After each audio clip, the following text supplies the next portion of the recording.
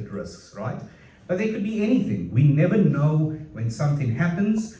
We never know that we can only prepare, we can mitigate, we can try to avoid, but the unexpected is the unexpected. It could be something as big as a corporate fine, or something as small as coming to a business breakfast and unfortunately dropping something on your pants and not realizing. So these things always happen. So let us commence. We'll go to the next slide. To introduce ourselves, I'm Lee Pilay, Director of Ascentia, and I'll tell you a little bit more about Ascentia. I'm here with Michael Duffy, who's the CEO of DontGetHacked, and he's the expert on the cybersecurity side of it, and I'm going to give you some insights from more a accounting and tax compliance side of it as well. So what we're here to do is talk about navigating a complex environment with financial risks, because all of these things ultimately relate to financial risk. So this morning we're going to be talking about AML and tax compliance. We're looking at business licenses. We're going to flow depending on how the morning goes. Obviously we want to keep it engaging, so we'll keep the topics on point. We'll talk about safeguarding against phishing. We'll look at data protection, we'll have some Q&As, and certainly a good amount of time for open networking. Okay, so we do have a couple of guests that's still going to arrive. You will see them come in, but let's give each other a round of applause for being on time. Okay, fantastic. Let's go on to the next slide. Okay, just before this, let's go one back. Right, what I wanted to mention, I wonder who here knows of the term, the unknown unknowns. Some of you may know it. There's the known knowns, the known unknowns, and the unknown unknowns. In business, in life, but more importantly, what we're all here to talk about is business. There are those things that are unknown to us. It's important to try and know what you can know, but it's also important to understand that there are unknowns, and the impacts of those unknowns can be unknown. So the more you learn, the more you evaluate, the more you understand, the more you can move to a known situation. I want to play a video for you. This is a video about SpaceX before SpaceX, if that makes sense. I think we all here might know about SpaceX, a fellow South African, and to mention this event is both Ascentia as well as DontGetHacked in partnership with the South African Business Council. So I want to show you a video of a fellow South African who's Elon Musk and has been claimed by the states as theirs. So I'm going to show you a video, but what's important to understand is about seeing things from a different perspective. Sometimes we always can be in a position where we think leaders, those that had success, it just has to be followed in the same way. Be it right, be it wrong, whatever it might be. But here's a video of showing something about SpaceX before SpaceX. Go for it. People who've been in the rocketry business for decades, who say about you that you don't know what you don't know. Well, I suppose that's true of anyone. How can anyone know what they don't know? But when critics say you can't do this, your answer to them is, we've done it. He's done it in partnership with NASA, which has given SpaceX technical advice and a contract worth up to $1.6 billion, mostly for 12 cargo flights to the space station. But SpaceX's lack of experience bothers some NASA legends, like Apollo astronauts Neil Armstrong and Gene Cernan. They've testified to Congress that the Obama administration's drive to commercialize space could compromise safety and eventually cost the taxpayers. Now's the time to overrule this administration's pledge to mediocrity. You know, there are American heroes who don't like this idea. Neil Armstrong, Gene Cernan have both testified against commercial spaceflight in the way that you're developing it, and I wonder what you think of that. I was very sad to see that, because those guys are, those guys are heroes of mine, so it's really tough. You know, I wish they would come visit and see the harm they were doing here. And I think that will change their mind. They inspired you to do this, didn't they? Yes. And to see them casting stones in your direction. It's difficult. Did you expect them to cheer you on? So they're hoping they would. What are you trying to prove to them? What I'm trying to do is to make a significant difference in spaceflight and help make spaceflight accessible to almost anyone. And I would hope for as much support in that direction as we can receive. Okay, there was a bit of an emotional video there by Elon Musk, almost tearing. I love that video. The reason being is it cuts across different areas. It cuts across the fact that if you are in a technology space, if you are in any kind of business space and you're trying to move forward, you're trying to find what is that next new thing that you can do. Sometimes you need to break through. You need to understand that what's been done before might not always be that specific, correct sort of advice. And here I come back to where we are in the business risk space. Ultimately, you all would engage with different entrepreneurs, different business owners, and sometimes risks are taken, right? Sometimes it's a case of, no, we might not need that policy. Well, we might not need that cybersecurity sort of framework. We never know what could happen, and therefore, when we see how we want to change our organizations from a risk perspective in order to break through, that's an important point. So moving on, the next slide. What I want to do is I'm going to break up the introductions. It's going to be good to hear your voices. We're going to have a few people. Maybe I'm going to start with the first two tables and then we'll work through the next two tables a little bit later. I'd love to hear about yourself, your name.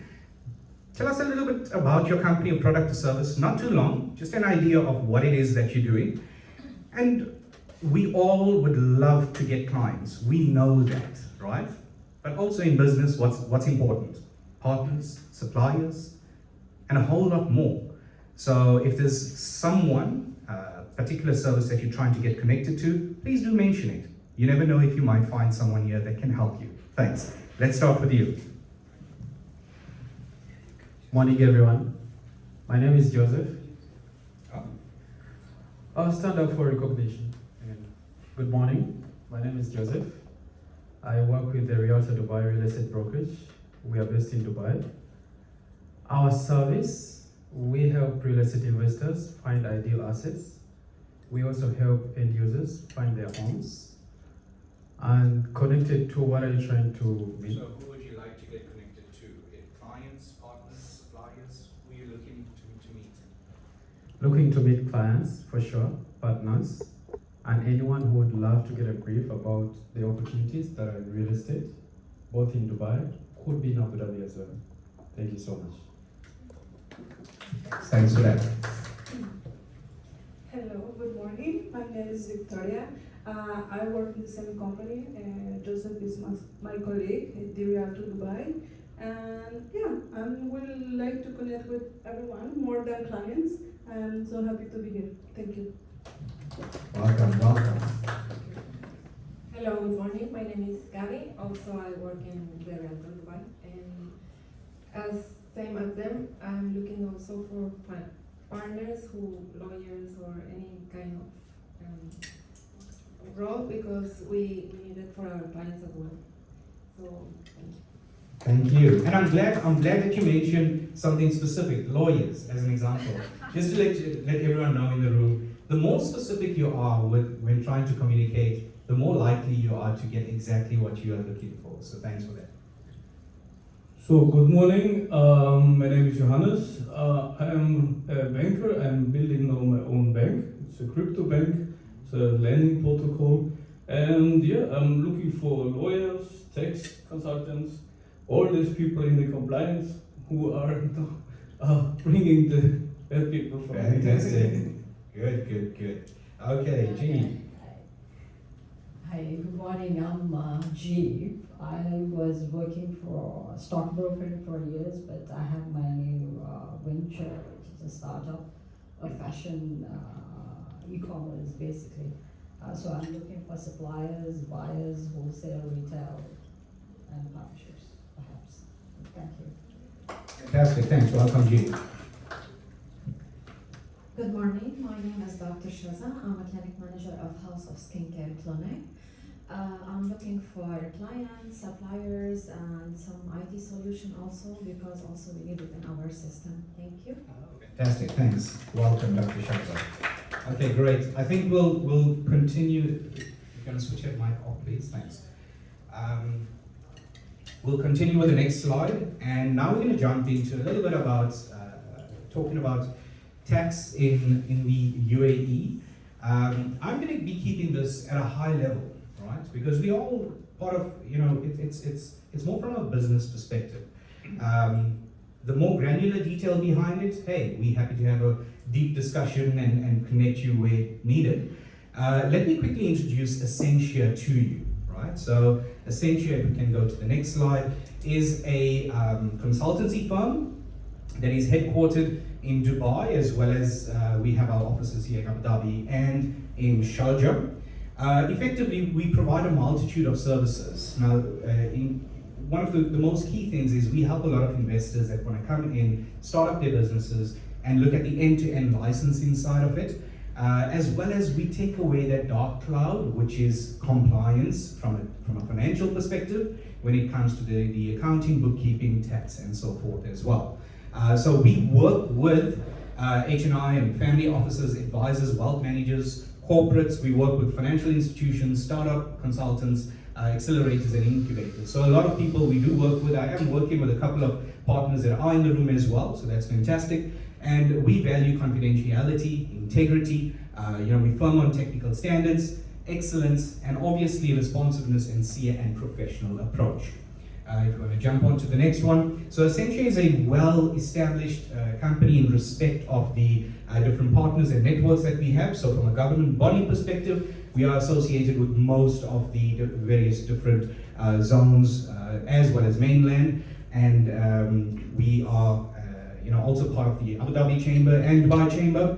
We work with a number of different banks. We are partnered with various different platforms, including a certified partner of Zoho. And lastly, from a chamber, council perspective, we are part of the South African Business Council, together with a host of others, including French, Spanish, Philippines, Swiss, and many, many more. Okay, we can move to the next slide. We are founded by Mr. Shiju. He's effectively a member of a number of different boards. Our team that you can see there is a vibrant team that strives for excellence and professionalism when it comes to our approach to clients. Moving on, let's talk about UAE corporate tax. Now, I know the slides may be wordy. No need to pay too much attention to that. I'll help you out through it. In the UAE, there's two fundamental taxes, direct and indirect tax for any organization. And when it comes to direct tax, well, what we're talking about here is corporate tax. Most of you would know that it came into effect from June 2023, and it's at a rate at 9%. Lots of different questions around, well, could it be zero? What about free zones? So we'll touch on that. But ultimately, what's very important to understand is that there are free zone incentives in place where business that's operating in free zones can benefit from this if they adhere to very specific rules. But in respect of who is liable for corporate tax, most UAE businesses. That's very important. Something that unfortunately, if we go to the next slide, something that unfortunately many people do not understand is that corporate tax has to be registered for. So despite that there's certain amounts that qualifies you as a threshold in order to pay corporate tax, you still have to be registered, dependent on the license, but as I say, most firms, for many licenses, how it works is that the date at which your license was issued, there's a deadline based on that. Doesn't matter which year, simply the month of that license. Unfortunately, for any license that was issued before the 30th of June, sorry, there's a 10,000 penalty. So I truly hope that you've registered. For anyone that has registered post the 1st of July, there's 5 days left for those of you in July. But further to that, there is a little bit of time in order to get registered as well. Let's move on to the next slide. There are some important resources. We'll certainly circulate all of this information. So part of what I want to explain is that the resources are available. Okay, you got the various different authorities that publish all of this information. The challenging part, especially when it comes to small business owners, how do you keep up with all of that? So that's something where you need to find yourself someone that can really keep up to it and sort of manage that aspect of the business. How does it work for natural persons? A lot of people ask, well, what about a sole establishment? What about that influencer that is making tons of money? So in actual fact, if they are making more than 1 million dirhams in a calendar year, they are liable for corporate tax, and they will have to register as well. So that is an important point. So if you do know anyone that's in that kind of space and might think that, hold on, I'm making a whole lot of money, but I don't need to pay, the reality is that in the UAE, if you are conducting business activities, you would need to be compliant. Let's go on to the next slide. What about free zones? So Dubai, we have some lovely guests from Dubai here that has so many different free zones in Dubai. I believe it's in excess of maybe 40 plus, I believe.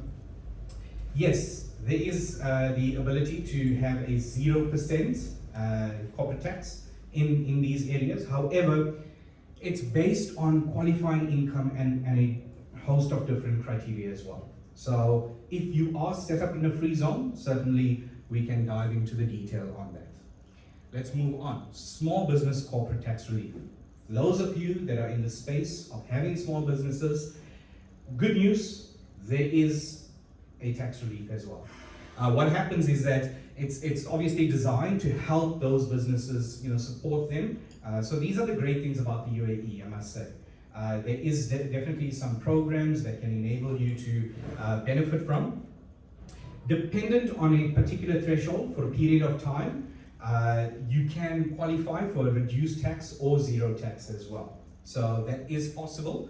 Again, we can speak if you are in that space. Let's look at the other type of tax, which is indirect tax.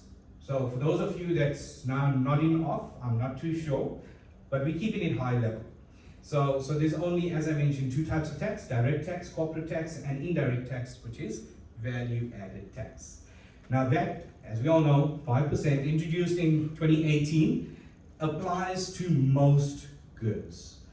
Now, the important point I wanted to highlight here is that a lot of people ask the question, so when should I be registered? Should I be registered?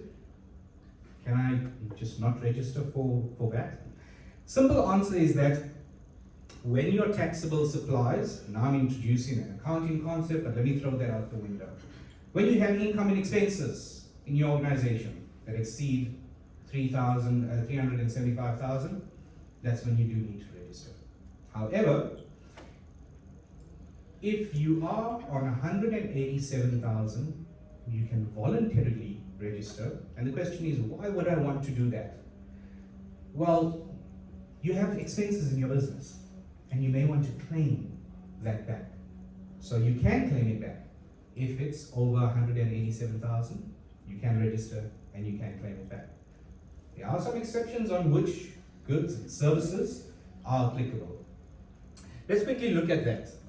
So let's go on to the next slide, which is, here we're talking about zero-rated services, where there is still a VAT that is at 0%. This applies for export of goods, services, international transport, transport of vehicles and services, residential real estate. Here the first supply of new residential buildings, including sales, leases, is zero-rated. Crude oil and natural gas, education services and healthcare services. Now these fall under zero-rated VAT, where it's 0%, but it's still declared as a 0%. If we go on to the next slide, these are all just fully exempt. Financial services such as loans, insurance, and investment management, residential buildings, club residential buildings. I know our individuals from a real estate perspective, they know this very well. Undeveloped land, this Fluff Bay undeveloped land is also exempt from VAT.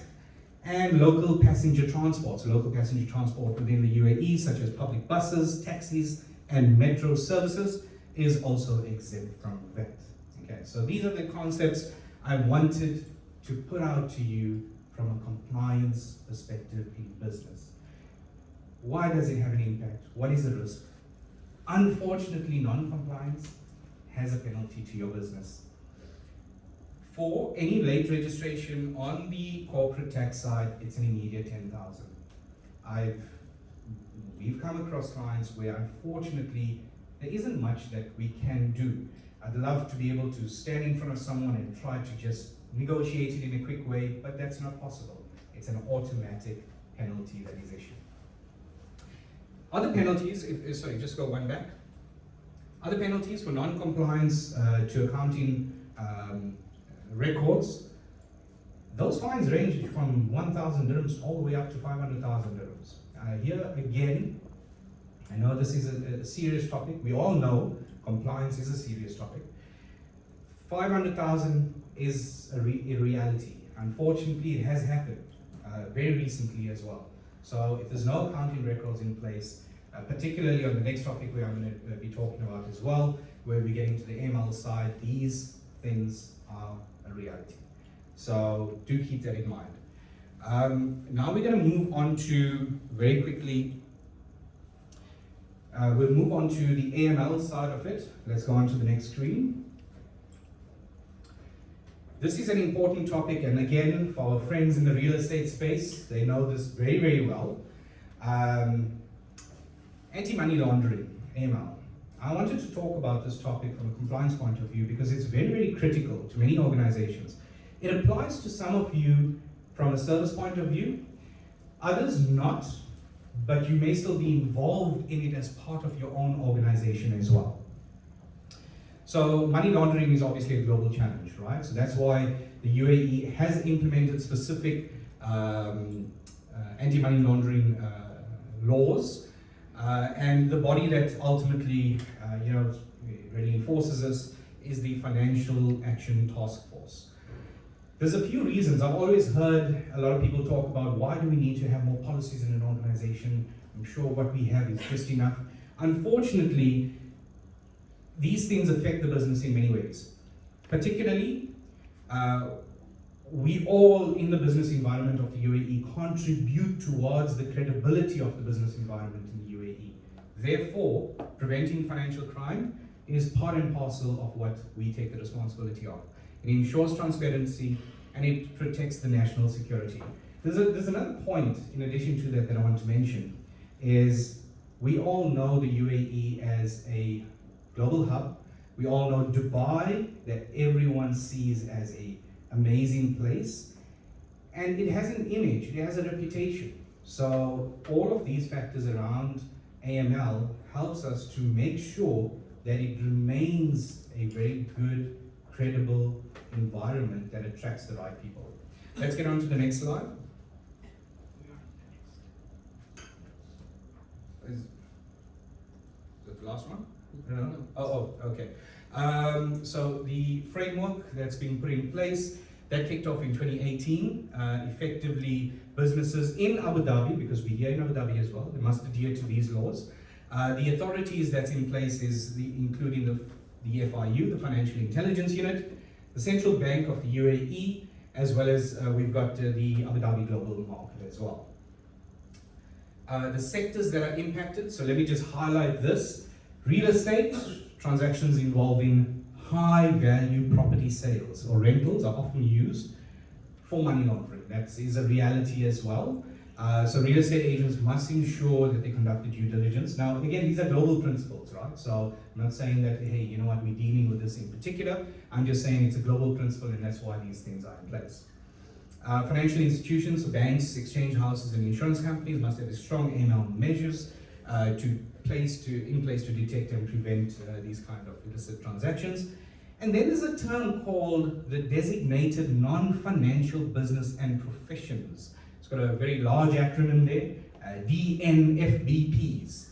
So these are actually lawyers, accountants, and company service providers. They all need to provide or be compliant in this respect. As I say, it's a very, very important point. Let's get on to the next slide. So in terms of key compliance requirements, there's something that is known as the customer due diligence. So those of you that are in the space that need to have these AML procedures in place, you would know that you now need to have these due diligence processes to ensure that you are verifying the client. There's also something known as the KYC, know your customer. You can be on the other side of it as well if you're not in this space, meaning you will have to start filling out those forms, which is your KYC and screening documentation. What I'd like to highlight to you as the one receiving the screening is that, well, you've got to be sure that you provide the accurate information as well. Obviously, inaccurate information, puts yourself at risk.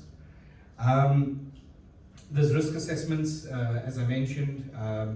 One of the important things for any organization that needs to comply is the reporting of suspicious activities. So there is a particular STR, the Suspicion Transaction Report, that needs to be conducted for those individuals that are in that space. Record keeping is a certain must. So I know this very well that we tend to work at a fast pace, but it's crucially important that as you're going through these critical areas, store your documentation in the appropriate manner based on the company policies. Because these things, as and when there is an inspection, which happens, you will need to provide these documentation. If you are the owner of the business, okay, you understand the risk to yourself.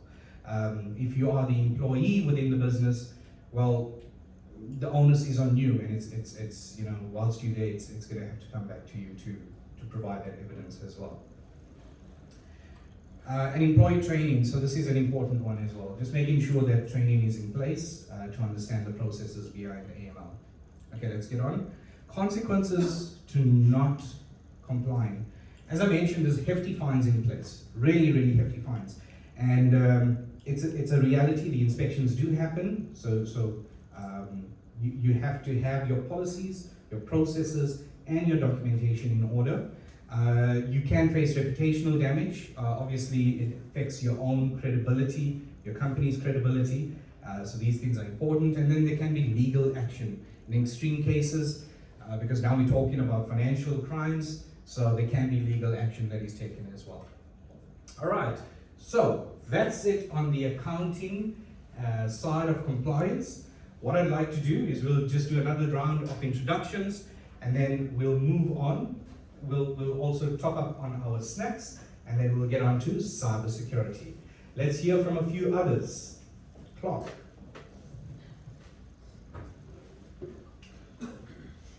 Hi everyone, I'm Clark Smallberger, originally from South Africa, been in the UAE for 18 years now.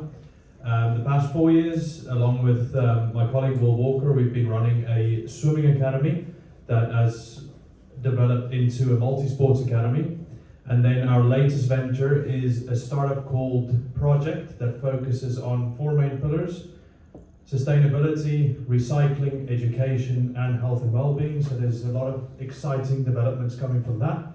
I'll hand the mic over to Will to tell you a little bit more. Hi guys, how are you doing? Thanks a million for Lee and his team for inviting me and obviously the rest of you guys down there today. So my name's Will, as Clark said.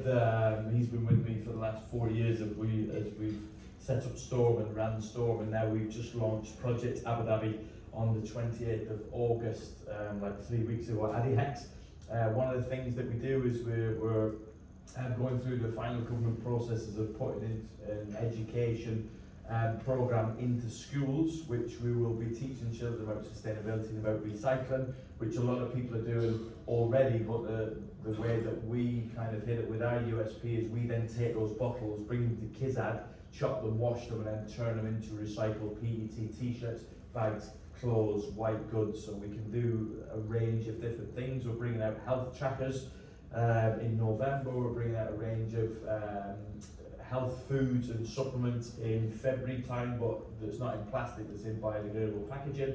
And then in April, May time, the first of our 5 educational facilities are being constructed at the moment, where we're going to be bringing children down, teaching them about decarbonisation, about Sheikh Zayed's legacy of only taking from the planet what we need. So we're on, Instagram's probably the best place to follow us at Project Abu Dhabi, without the O, without the E, so PRJCT. So come and follow us on social media and see what we're doing. Thank you. Fantastic, thanks. Good morning, everyone. My name is Nathan. I used to work as a lecturer.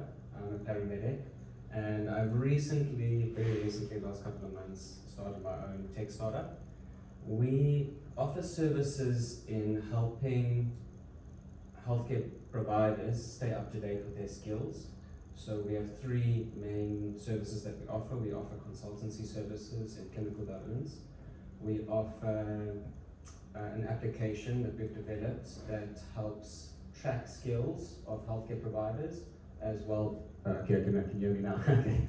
As well as so tracks skills and then helps give educational activities to the users to keep themselves updated. And then lastly, we offer software development services. So finding solutions to help healthcare services keep their staff updated with their skills, so that by the time they need to do those critical skills, that they're able to. Fantastic, thanks. Good morning, everyone. I'm Amel. I work with ISS Relocations.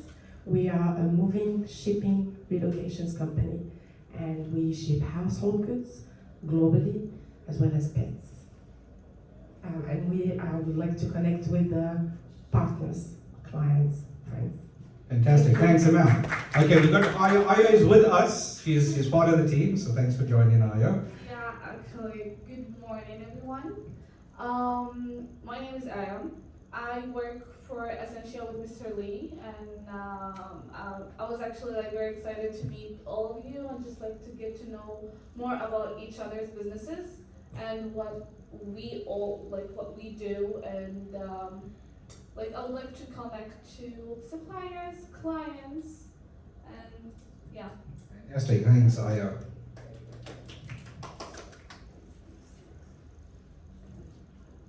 Hi everybody, my name is Lauren. I have a company in South Africa that I run from here, which does herbal, homeopathic and nutritional products. I have 40 products, so what I'm trying to do now is bring the brand into the UAE because it's totally natural and you can't overdose on anything. I'm battling a little bit getting through the regulations, the government, what I have to do for each product, each ingredient list that's in there. So I'm looking for assistance of how to be fully compliant with bringing these products into the country, and basically it would be I need a supplier that I can get to know more about importing the products here, distributing them online. We have all the licenses in place, so that is my major thing. Other than that, both myself and Hannes, who will talk next, we're involved also a lot in coaching various sporting activities, as that's also our background. So very much in the health and wellness market. Fantastic, thanks. Good morning everybody, my name is Hannes, another one of the many South Africans here. My background is I come from the IT industry, now new to UAE, been just on a year. I've opened up a company called Square Cube, where I've looked to go into the IT industry. My background works with Apple Macs, PCs, wireless servers and all the peripherals attached, including networking. Got to UAE, found opening up an IT company is not as easy as I thought it was going to be. What's happened is I also got a background playing professional football and cricket, so I started actually coaching sport here for different companies. It's worked out a lot, but got to a point where I think I'm going to strangle some little guy. Doesn't miss it anymore, so I thought I must have a bit of a break from that. So I'm taking a break now for the next month or so, and I'm going to go back into the IT if possible. So I'm looking for anyone who looks for IT support or any clients are available looking for any assistance in that matter. Fantastic, thanks, welcome. Assalamu alaikum, welcome, good to have you. If you would like to quickly introduce yourself, just where you're from, in terms of the company, and if there's anyone you'd like to get connected to here. No. It's just okay. Which company you're with, and if there's any supplier partner, that you're particularly looking for. Maybe someone in the IT sector, maybe someone in a different sector. You can advise us on that. Sure. No problem. You go for it. Hi, good morning everyone. I am Frank. I am with Mr. Hassan. He's the owner of the company, the real estate company. And we are helping people to get their house in Abu Dhabi or Dubai. We are open to work with everyone. And also in our team, we have IT team. We are planning also so far to open a co-working space to some areas in Abu Dhabi. So if in case in the future, there are people that they are willing to work with us, working with us either in real estate, in whatsoever, we are open with any relationship. Thanks for coming through, Mr. Hassan and Prime. Really great to have you here. Let's just quickly do a few more intros and then we'll jump on to the cybersecurity side. Paul. Hello everyone, I'm Paul and I am essentially the ops and product lead at a crypto startup which is regulated in ADGM. Right now we're still in the staging environment, but when we go to the market, happy to onboard you guys, both institutions, retail, on our platform, where we'll be giving trading and custody services for crypto assets, spot trading for now, maybe futures at some point in the future. So, thanks. Welcome, Paul. Hello everyone. My name is Tariq. I'm from MIO Legal Consultants. We're a legal company who have been in UAE since 1985. We have experience in the sector for the last 40 years, and I'm here looking for partners, colleagues, individuals, and if anyone requires any services, we're more than happy to support, whether it was consultation or litigation. So all the best to everyone, business, SMEs, everyone. I wish you all the best, and if you require any legal assistance in anything, please don't hesitate to contact me at any time. Fantastic. Welcome, Tariq.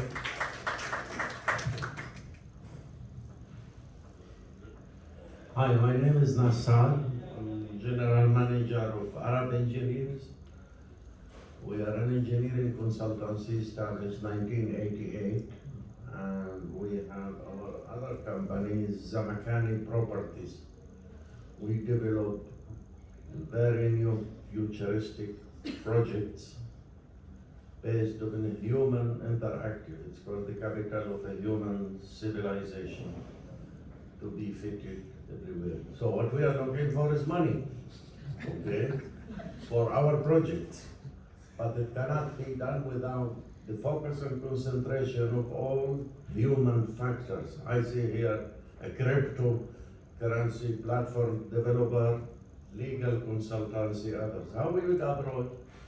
We take the added values of a lovely session like this. The gentlemen and the ladies who spoke by mic, I didn't remember any name, sorry. I needed to come to me through the organizer who will do the embedding of the contact details where it shows the added values, additional ones for this session. Absolutely. So we are here 40 years developing, trying and diverting our business in the same biosphere, so we decided to move to the future. We moved using artificial intelligence on a multi-billion euro scale, but we made UAE as a hub for the entire world. We have partners from Europe, UK, Germany, Spain, Africa, and we would love to interact with the people who are here. Easy than going 12,000 miles away. To develop Abu Dhabi is our pivotal role in the community after all what we've got over the past 50 years actually. Okay, thank you very much. Thank you and warm welcome to you. Great. Thanks. Okay, so we have one more. Are you together? You want to do a quick intro? Sure. It's good. We all can know who you are. Hi everybody, I'm Khaled Nawaz, the mechanic with Mr. Nassar. Fantastic, thank you. Warm welcome to everyone, and for those that recently joined, super great to have you here at this event, which is an event by Ascentia and DontGetHacked in partnership with the South African Business Council. So now we're going to move over to the cybersecurity side of it. I'm going to hand over to, just very quickly, and I think I'll mention it a bit later, the South African Business Council, which both myself and Michael Duffy are part of. The events happen in Dubai. There's a lot of activity, and we are now expanding into Abu Dhabi as well. So really great that we can have this kind of representation. I must say that the South African Business Council is all about helping businesses across the board. It's not about just South African businesses. Working with South Africans, and which once you start working with some of us, you'll fully understand. We really love to engage. So being part